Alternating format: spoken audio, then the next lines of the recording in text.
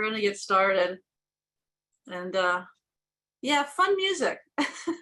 What I was saying is we have lots of webinars to you guys can join and learn about. We've got technical webinars for maturing your organization, also from just getting started. We've got these great What's New webinars.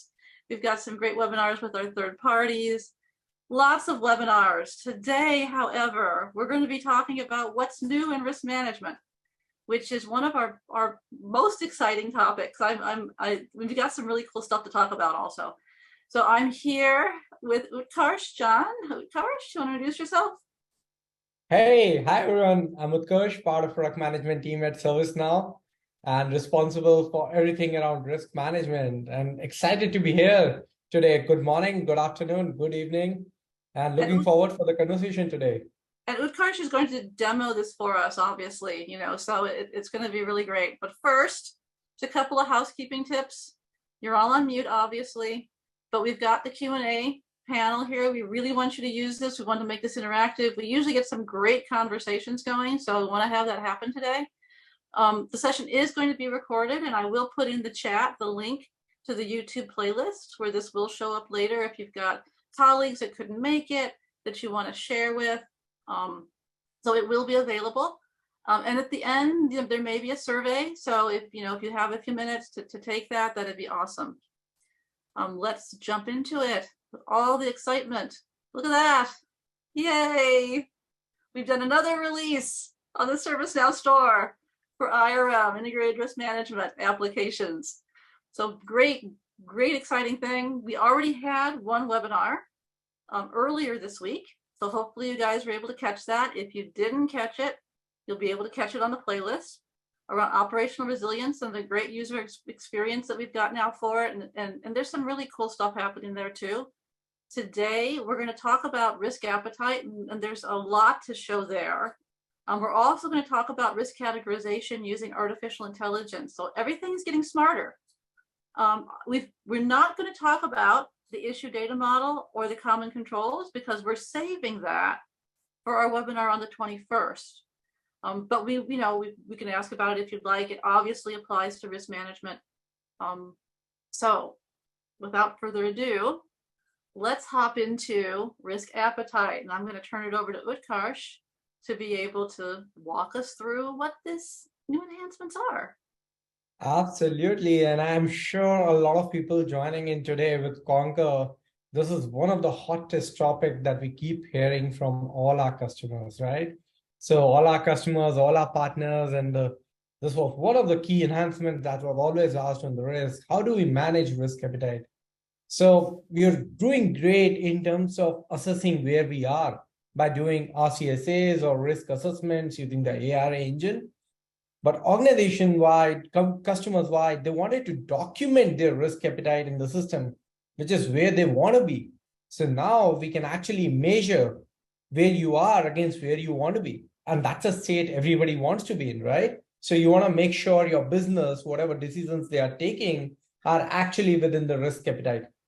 When I look at risk appetite, I always look at it as a way to define your limits, right? Documenting what is okay or what risk are you willing to take, what risk you're not willing to take. So it's important from a cultural perspective that the board and the senior management clearly defines what kind of risk employees should take and what kind of risk employees should not take, right? What's okay, what's not okay.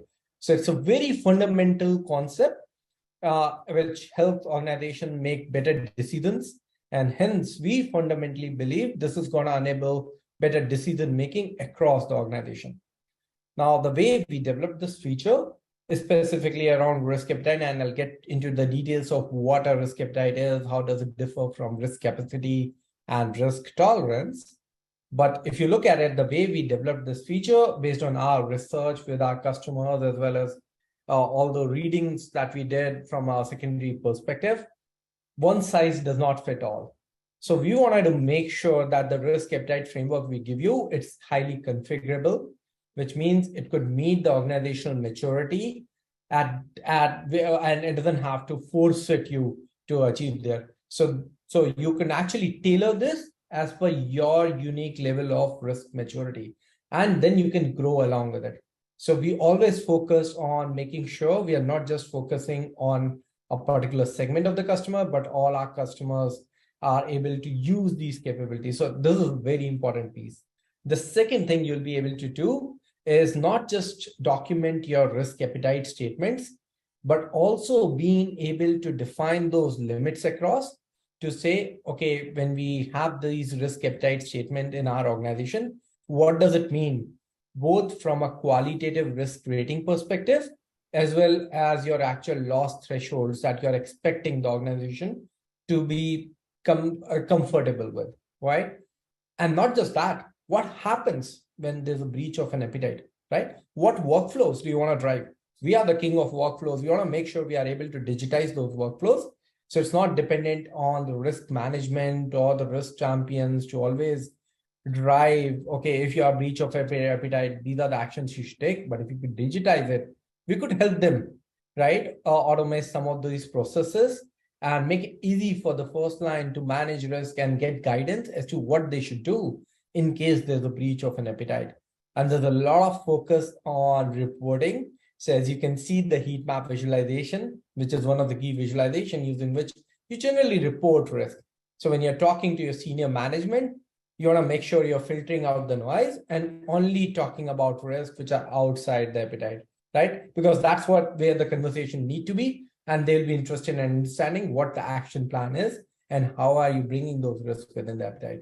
So this is a very, very important concept, making sure you are reporting the right set of risks and having a very filtered conversation with the senior management. Yeah, and In terms of the license, that heat map workbench is something that we just enhanced just in the last release also. So it's really changed a lot. So that oh, yeah. that I think if you guys on the phone haven't checked that out yet, that's something that you should definitely look at. Absolutely, Teresa. And I've been getting great feedback on this. And the vision we had was to actually automate the entire risk reporting out so that you don't have to create like a PowerPoint or anything like that. You could actually do this live in the system, have that conversation, and I'll show you how we are making that happen. Absolutely during the demo. Fantastic. All right, next slide. Yeah. So if you look at it now, why do we actually need risk appetite? So risk appetite is a very powerful tool which enables risk-based decision making, and it helps prioritization and deployment of resources across the organization. This is a very, very integral component of the overall risk management process. And if you look at any of these frameworks from OCC, FSB, USSEC, COSO, they will always talk about risk appetite being something which helps the senior management and the board define what kind of risk you should take within an organization and what risks you should look to avoid taking, right? So this is where the senior management, it's top down, where you're defining what kind of things you are okay to take, right? And this is, like I said, it's different from risk capacity and risk tolerance. And the way we differentiate between them is essentially your risk appetite are things which you're comfortable in taking, right? So this is what you plan to be. Your tolerance is probably a deviation over your appetite, where you are still operationally okay, but you get uncomfortable, right? So, and your capacity is the limit beyond which you will not even be in business, right? So the risk capacity is absolute maximum level beyond which you may not even be in business anymore. So we want to make sure customers are able to differentiate between the three. And generally speaking, you want to be staying within the green zone, which is you're within the risk appetite zone. But if you're between your risk appetite and your risk tolerance, maybe an amber, but anything beyond tolerance is where you have not planned for, and that's a red flag. We just enable that in the system. So customers will be able to quickly filter that out, and being able to see that is pretty cool. And I'll show you that. Yeah, so really quick, we're walking through kind of the how it works, the flow. Give us the flow, and then we'll see the demo. Awesome. So it all starts with, like I said, always with the CEO and the leadership team who are defining the business goals, targets, their KPIs. And when they're doing it, they're working very closely with the risk management function to identify what kind of risk are we getting ourselves exposed to. So if If a company wants to do $1 billion business, obviously, if it's at, let's say, $500,000, it's going to take a lot more risk and maybe expand into a different market. Now, when you do this, it's important that the risk function actually define the enterprise risk management framework. And as part of that definition, you will constantly see that they work with the CEO and the leadership team to say, okay, when we have these risks, we have this framework, what kind of risk are we looking to take and what kind of risk we should avoid? And that's what gets documented in your appetite statements, which is then actually used to have that conversation being clearly documented out for the first line, right? So that they know, okay, this is the thought process behind it. But before you percolate it down to the first line, you want to make sure your board has reviewed it. You have a formal sign off from the board around your risk appetite framework, the overall ERM function that you're looking to implement in your organization in a particular year. And once you have that sign off, you're going to work with your first line risk champion and the leadership to actually define and percolate down those enterprise goals into BU goals, and obviously those corresponding risks, right, that are associated with the BU goal and their risk appetite limits. So that's where we believe from a top-down perspective, while risk assessment is very, very bottom-up, risk appetite is top-down here. But you want to make sure your reporting is being done at appropriate level. So if you see in the deck, it's being done at different levels of maturity. So when somebody at a risk champion or a BU leadership looks at it, he's only looking at it from a BU perspective, but then it gets aggregated to the second line who are looking at it maybe from a cross-organizational perspective, right? And then the CEO and the leadership team who is only looking at their top goals and objectives that they are looking to achieve, and how does the risk roll up to that. And that is what gets reported to the board and the senior management when we are having these quarterly board meetings out. So you'll see it live in the system on how we have been able to automate some of these processes here. Awesome. So, all right, so I think we've got a good overview.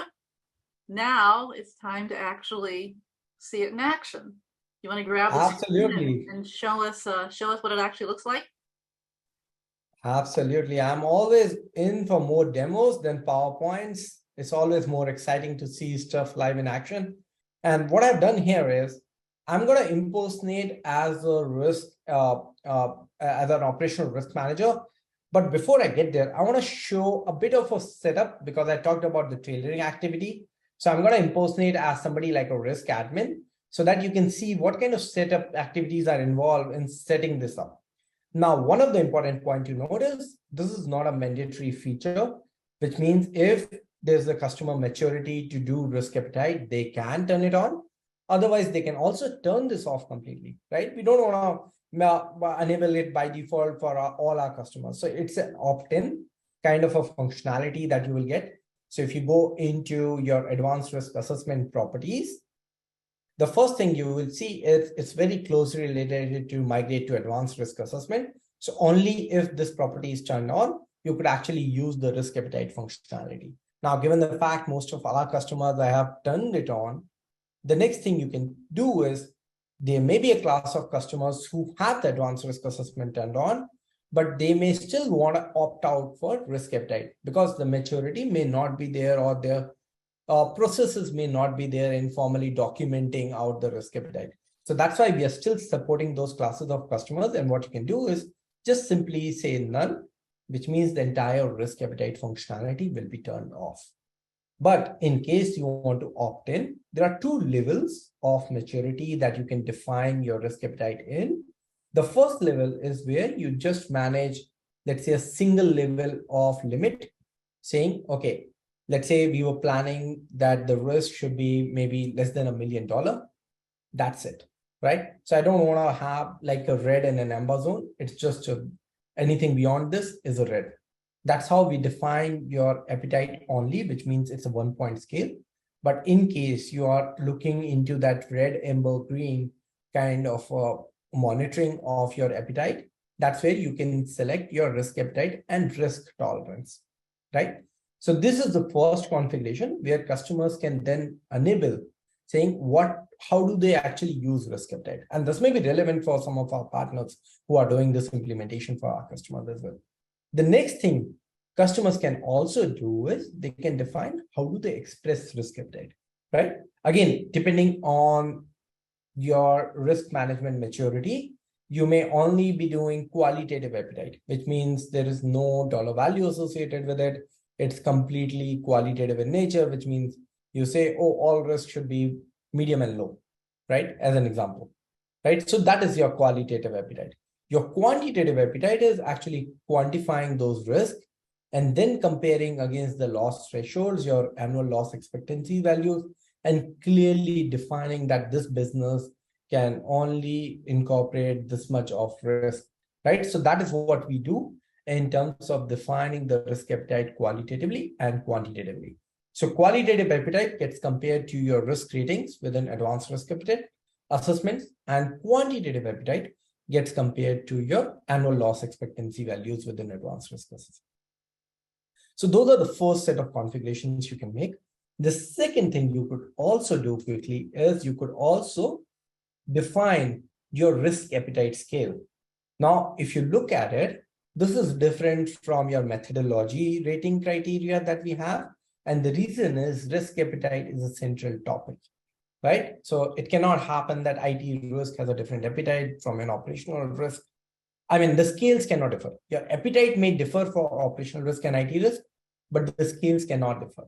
So that's why it's a one central table that we created where customers can go and define their risk appetite scales. These are your qualitative scales, values.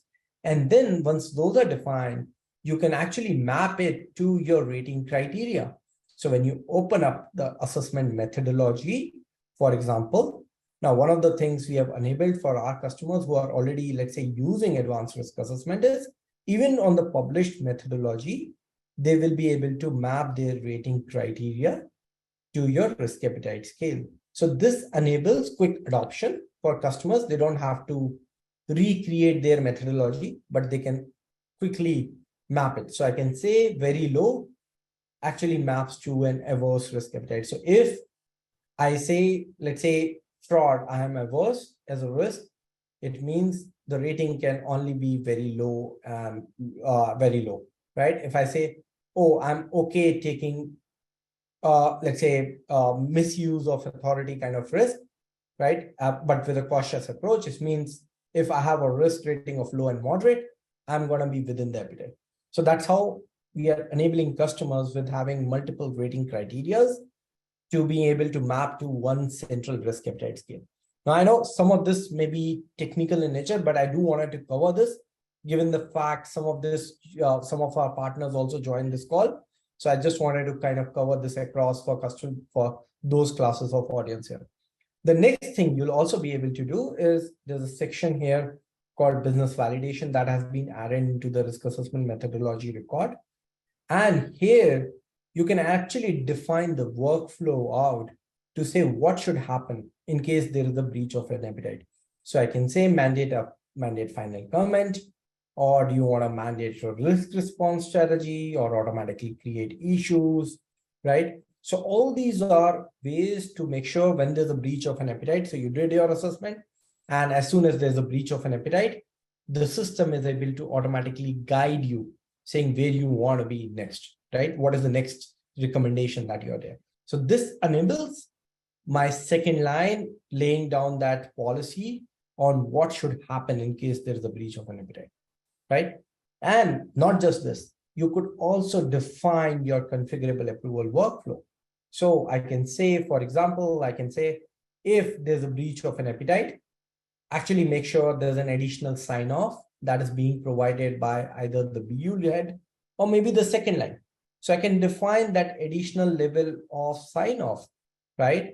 And this makes sure, again, that you're not reviewing and approving every risk assessment, but only risks that are beyond the appetite as an example. So I can see that I could define an additional level of approval here using our approval configurator that we released in the last release. And here I'm saying, in case the risk appetite status is outside appetite or outside tolerance, make sure you're getting a sign off from anybody in the operational risk management team. right? So does that mean, with a question here, that you can have multiple risk appetite scales for multiple RAMs? So the appetite scale is going to be single, but the mapping can differ. So you can say, because let's say IT risk uses a 3-point scale, and let's say op risk uses a 5-point scale, right? The mapping between the risk appetite scale and the rating criteria may differ. Okay. Awesome. So and not just this, right? We have also given a flow designer action, making it even more powerful for our customers. So it's not just like talking about having what should happen, or we are restricted on what we are doing. But partners have now complete flexibility in terms of what the additional workflows that should be triggered in case there's a brief of an appetite. So that is what differentiates us from any of the our competitors here. So you could completely automate your workflow as to what should happen in case there's a breach of an appetite. So now I'm gonna impersonate as somebody in the second line, right? Actually talking about how do you define this appetite. So I've impersonated as Andrew Taylor. Now, before I do this, one of the call out I would make is, even though I'm showcasing everything in context of the new UI, this feature actually works both in the new UI and old UI. So if you're still not migrated to the new UI, you can continue using this feature, right, in your classic UI or the old UI as well. So, but I'm going to demonstrate it in context of the new UI currently. So, yeah. So I start by going into my risk statement, because generally your risk appetite is something which is generally starting from there. So I can go into, let's say, fraud related risk. And if I go into my top risk, which is your operational risk in this case, so I can quickly see where you go and define the appetite across. So I can go and open up the risk statement record for the operational risk. And there's a new section called risk appetite, where you can define your qualitative as well as your quantitative appetite and tolerance values, right? So I can say, yeah, for operational risk, I want to take a cautious approach, but I may be okay tolerating up to open, right? And then clearly documenting out the risk appetite statement so that it's not just a value, but somebody is understanding what the rationale was behind this, what the thought process was, and what should happen in case there's definitely a breach of an appetite. So this is a very important step in terms of defining that across. And what we have also done is you could also define, because these risk appetites are not something which are lifelong, you want to continuously revisit this on a year-on-year basis. In the system, you can define a date, and based on the date that is defined, the system is going to trigger a reminder notification. Hey, look, this is an upcoming review of your risk appetite, so that you can reset it, and you can actually define it based on your cycles that are there when you're defining the appetite across. So this is the place where you will come and define this appetite values. So now this is in context of the risk statement record that I'm defining it. And once I do this, I could even percolate this down to all my child levels. Because what we have seen is a lot of customers, when they define the risk appetite, they would start at, let's say, level 0 or level 1, then go to level 2, level 3, but maybe stop there and don't even go to level 4, or they may be stopping at level 2. So you may want to do that. And that's why this action saves risk managers time in trying to define the same appetite values across all the corresponding child risk statement and the risks that are associated with this risk statement.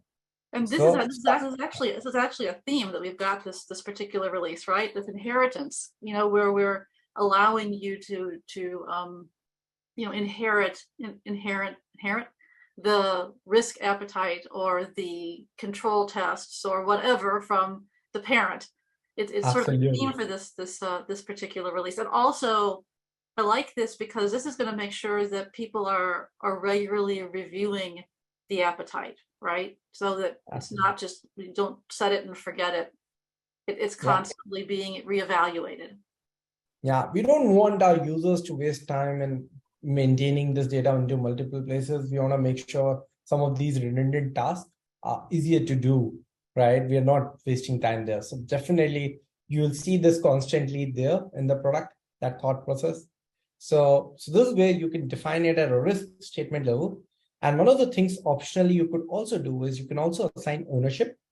Again, the reason behind this ownership concept is to make sure at an enterprise level, let's say we talk about operational risk, right? So generally who the owner is in case there's a breach of an appetite, when you're reporting it, there's a neck to be the whole thing. This is the person responsible for it, and he can manage that, make sure you have an action plan defined. So that's the concept behind having ownership. Now, in certain organizations, it may be there, it may not be there. So that's why these fields are optional in nature, right? If you have it, you can use it. Otherwise, just hide it or maybe leave them blank. So that's what I would say in terms of the risk statement. Similarly, you could also define your appetite values at an entity level too. So it's not just at the risk statement level, but even at the entity level as well. And conceptually, the way we look at it is saying, okay, while enterprise risk team would define this at each of the risk taxonomy perspective, those risk appetite statements and the limits, generally the business teams may have somewhat of a different appetite at their each business level. So as a business owner, I can actually have that visibility or that control to say within my business, right? I want to define this appetite. So that's where you will see the appetite values being able to define not just at the risk statement level, but also at the entity level here. And then once you do it, automatically it percolates down to the risk. So once your risk appetite values are defined, it percolates it down to the risk level. And that's the lowest level of maturity or lowest level at which you may want to define your appetite. Now, at this level, there's also an option, right, for the risk owners to override the appetite. So like I've done here, let's say this is my business where for whatever business reasons, I need to take more risk. So I can simply flag this across saying, I want to actually override the risk appetite. And once I do that, what you will be also be able to do is actually capture the justification. So I'll open the risk. Sorry, I opened up the wrong one. I'm going to open back now, UK. No worries. There's just so much here. It's there, you've got every level. Absolutely. That you're addressing. Yeah. So like I said, right, we want to tailor it to the level of maturity customers are at, right? So you don't want to provide something which is only working for a subset of the customers. We want to make sure everybody can benefit from our large customer base from these features. So that's the thought process. So like I said, you could say, yeah, I'm going to override it. There's justification that you can capture. So that second line can again come and they can understand why there was an override of the risk appetite, right? So there's transparency in the system, making sure that the first line is not stopped, there's no red flagging, but at the same time, the second line can come in and understand why that business has to override that appetite. So this is the value which will then be used for your assessments, right? And let me show you that. So I'm going to import. I've got a couple of questions for you. I think it fits in here. Is this visible to APM with the GRC APM integration, or only on entity tables? So that's a great question. So because this value exists at an entity level, potentially you could pull it up into, let's say, an application record so that the application owners can also see the appetite values for their respective applications that they own. Out of the box, we have not done it, but it's just a simple configuration to pull those fields and enable it into the APM record view. Great. And then the next one here is the risk appetite on the top level entity based on the aggregated risk score for the primary RAM, or do downstream risks also aggregate across various RAMs?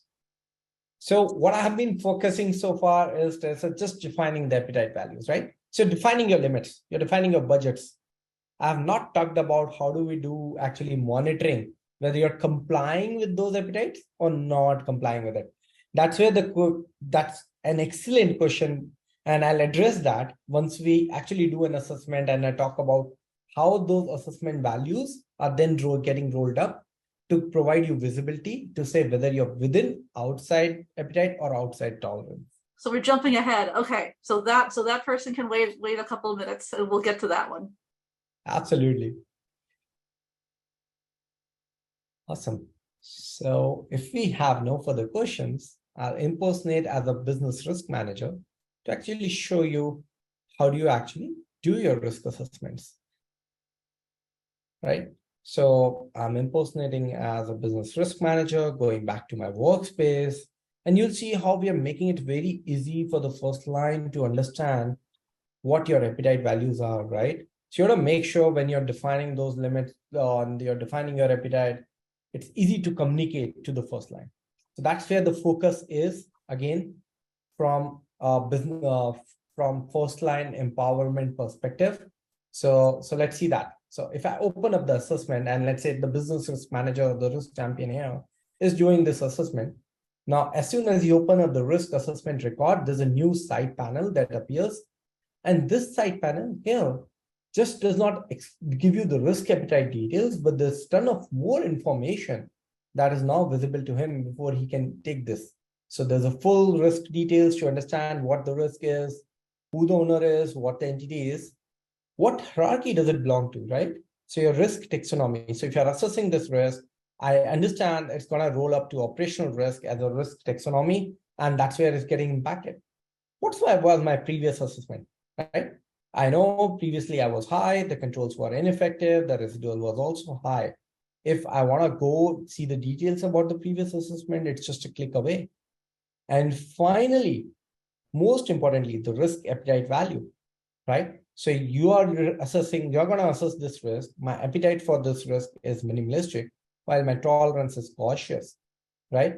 And these are the quantitative limits that have been defined in the full risk appetite statement.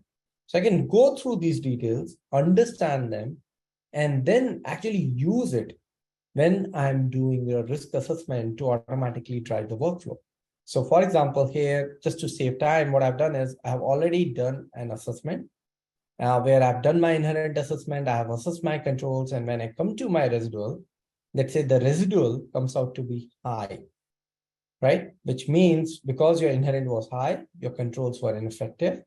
The system, based on the risk assessment that you did, automatically computes and says, hey, look, your appetite is outside appetite. Now, at this point of time, as a user, you may be wondering why. And that's where what we have done is we have provided a clear description of why that is, right? So you're not going to boil the ocean, make it transparent for users to understand this transparency in the system saying, oh, you have a risk rating of high, and that's why which exceeds the appetite value of cautious, and therefore you are outside the tolerance zone. It's a red flag, clearly calling it out. And then this comment here becomes mandatory. So somebody, if I delete this comment out, actually will not be able to proceed. So this is making sure that the first, second line, what the policy is within the organization is getting instrumentalized in the first line, right? So you can capture your comments here. So you can say XY, capture the comments and move on. So I can say, yeah, I have provided my action plan as to why this risk is outside the appetite. And then when I go into a risk response, the configuration I maintained is if the risk is outside tolerance, I also need to define a plan of action to mitigate it. I cannot go away with it. So therefore here, if you see, I selected the mitigation as a plan of action and the system mandates you to do it. If you delete this out, so if I cancel this task out, for example, it's not going to allow me to submit it because it's going to say select at least one risk response strategy as your risk is outside appetite. So only if I say, yeah, I'm going to mitigate it, document the plan of action here in this window, I'll be able to proceed and say, this is, I know this risk is outside appetite, and this is how we are mitigating it, right? So you could capture it across and then finally send it for approval, right? So this is where, again, customers can come, define a configurable approval workflow to say, okay, if this risk is outside the appetite or outside the tolerance, go for additional level of approval. So I could initiate that across. So this is the power that we are giving to the second line to make sure that standardization can happen within the first line when you're empowering them to manage risk, right? Without much involvement from the second line. So this helps. And you're actually giving them that almost like a roadmap that they have to follow, and you're keeping them within the guardrails. You're not letting them stray off. So you're making them do the right thing. Really, Absolutely. This is what it is. But Yes. it's done in a way that it's not intrusive, and it's very intuitive. Yes, absolutely. So that's the thought process, right? When we want to enable the first line, we want to guide them, right? They should always, the system should be able to provide that prescriptive guidance as to what they should do in case there's a breach of an appetite. They don't have to contact the risk management team to know, oh, we have breached the appetite. What should we do? The system is telling you what you best practices. You're really you're sort of implementing best practices for organizations and for the first line. And this is truly, I mean, this is what we say, we are, integrated risk management. It engages the first line, second line, and third line. And this is a great example of how we're engaging the first and second lines. Absolutely. So now, once you do that assessment on the risk record, you'll be able to track what your status of the appetite is, right? So I can clearly see this risk is actually into the red flag zone.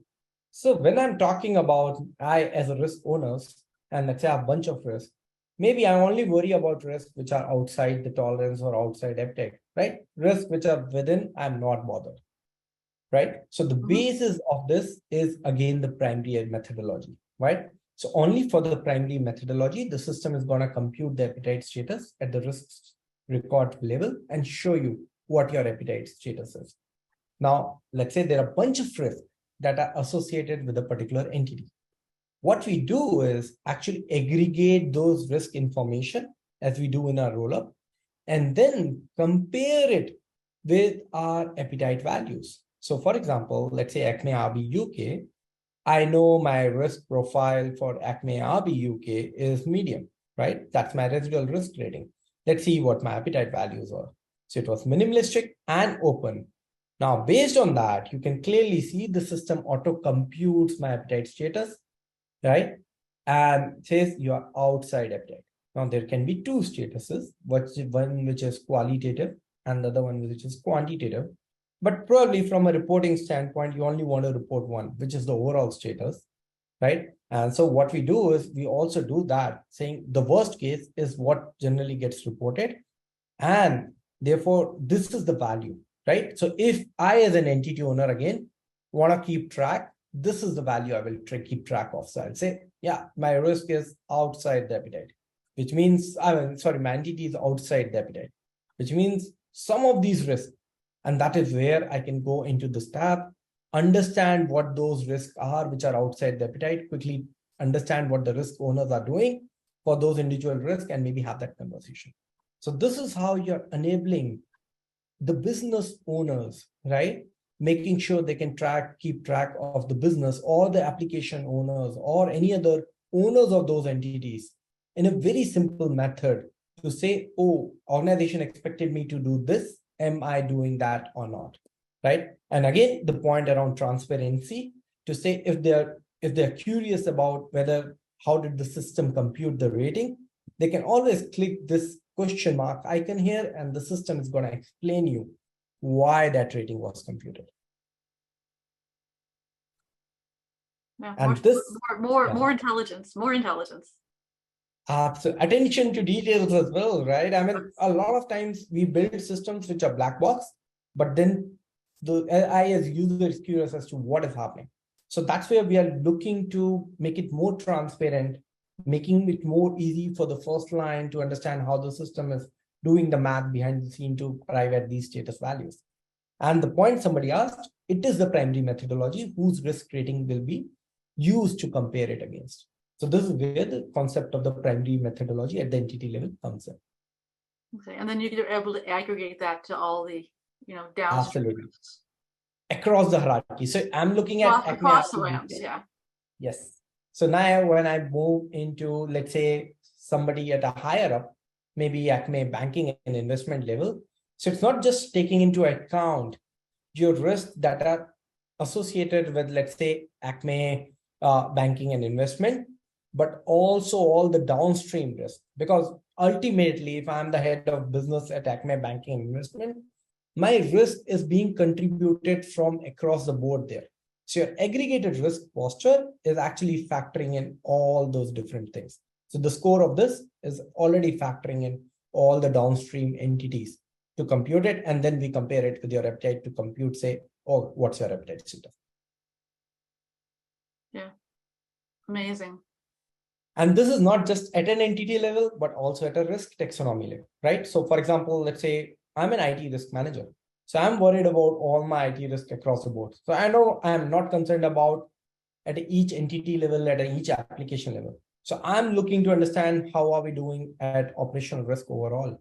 So I can simply open this up, see, oh, I'm good. Now, if you want to understand the breakdown of it, so I can see that even though operational risk is within appetite, I do have a improvement in the process related risk. So those seems to be outside the appetite, right? Even procurement, for example, maybe outside appetite, but because of the other risk being green at an aggregated level, I'm still doing okay. So this gives somebody complete visibility, the right-hand side panel, to understand what are those risk taxonomies that you need to worry about. And probably if I am owning the operational risk, I'll be looking at this risk, right? Saying recorded fictional business transactions for personal gain, which seems to be at the red flag level. Right. So this is where I can quickly go into areas where I should focus my attention on, right? So I want to filter the noise again. So making risk appetite monitoring easy for our customers is what we wanted to achieve by simply reporting this across here. Yeah. Not just this. I'll show you something cool now, right? Even in the heat map visualization, when I open this up, you'll be able to quickly see the red flags and the amber zones of the risk. So this is where things become very, very interesting. So for example, let's say I'm looking at all my business RCSAs, and it can happen that technically you are in this red zone from a risk perspective, but you expected this risk to be a bit high, right? That's why you see it can happen that some of these risks, you were expecting them to be high, right? So it may be okay. But there are risks that you are not expecting, like inability to secure efficient, sufficient resources for the project. So this is where the system flags these risks as red. And this is where probably your senior management wants to have a conversation around it. So that's where you can actually go have that pointed conversation. And even you can look at the trend. So for example, I can see the trend across how this risk was doing on a period on period basis. So whenever I talk about this risk, I can look at it. Oh, was it always in the red zone? I mean, was it always in the red flag? Or is this something which changed over the period of time, right? So this is very, very important for customers to understand how the different risk rating over the period of time impacted your appetite values, and being able to have a pointed conversation with the business. Look, yeah, we were doing better in the past, but we have actually changed. So you can see here, for example, right? Initially, when we started, we were just in the amber zone, which was okay. But yeah, we've been to in between the red flag, but the latest value is also red. So we were able to control this risk in the middle, but it has gone again out of control. So maybe you need to revisit some of the actions that you took. Yeah, I love that. I love the trending. I think that's really important. To be able to see which direction your risks are moving. Absolutely, absolutely. And then being able to see the red flags. I mean, see the ones that are actually a problem that you didn't expect to be there. Yeah, I think is amazing. And I mean, see, risk management is always about figuring out your priorities, right? What risk should you focus on? And that's what we want to enable our customers to quickly get to risk that they should need to manage better, right? So these are indications, visual indications to quickly get there, filter out those records, and have a more pointed conversation. Now, we also got the insight from some of our customers when we look at this risk, right? Maybe at times when we are having this conversation, we want to actually reassess it. So what we did is you simply provided this action here to say reassess it. And you can actually do a reassessment of this risk right from here, right?